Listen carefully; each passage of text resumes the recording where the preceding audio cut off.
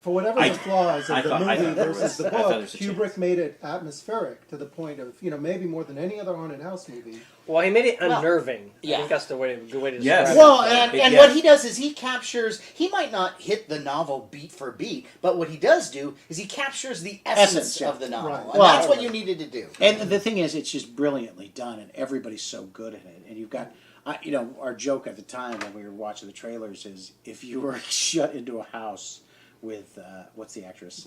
Shelley Long. You'd go nuts too. Yeah, exactly. There was that feeling of like, really? Shelley Duvall. No, Shelley Duvall. Yeah. Did you say Shelley Long? Shelley Long was great. that'd be kind of scary too. Shelley Long would be great. I don't know. She was in a different horror film. I gotta say, the Money Pit. Yes. That is one of the problems of the movie. In the book, they start as this, dysfunctional but loving family, and then you see it disintegrate. At the beginning of the movie, they're already kind of psycho. No. But in the book, it starts off where he's had an incident. He was drinking. He broke his son's arm. Right. All that stuff is there.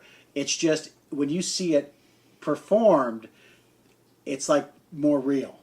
Because that's what it will be like. When you read the book, you're like, oh, I hope they work it out, and you want them. And the way it's described, it's like you feel like they are on the mend. Right. And that's kind of what it is with Nicholas. He's like, listen, honey, forgive me. Listen, I'm gonna, listen, I want to make a home for you guys. We're gonna take this job. I'm gonna work on that book. I'm gonna work on the novel.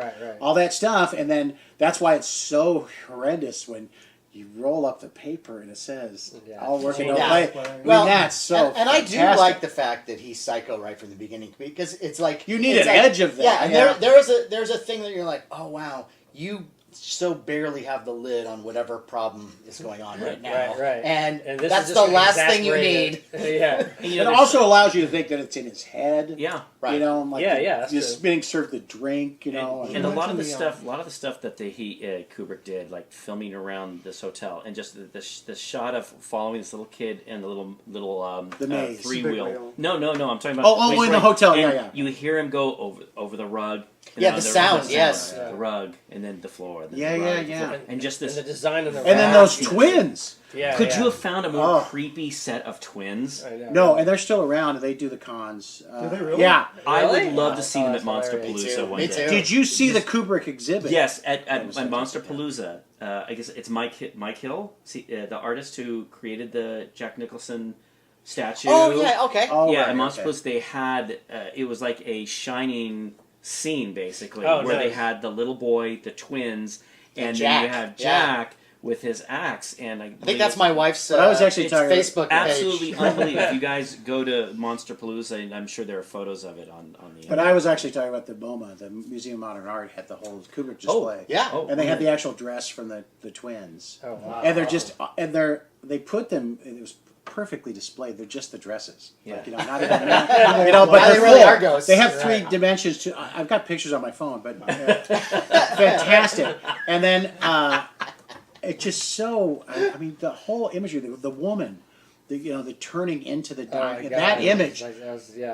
That's so brilliant. An interesting documentary came out a year or two ago called Room 237, which is 7 or 8 theorists who have their own theories about what's behind the movie, like the Apollo 11 landing. And they're all crazy. They're all crackpots, but they all sincerely believe what they're talking about. And that's available on Netflix, correct? I think so. Yes. I think it just shows the power of that film, as far as like it's a film that like people watch and interpret in their own way. Right. I own that on Laserdisc. I owned it on DVD. I'll probably get it on Blu-ray. It's one of those movies that when it's on, I watch it.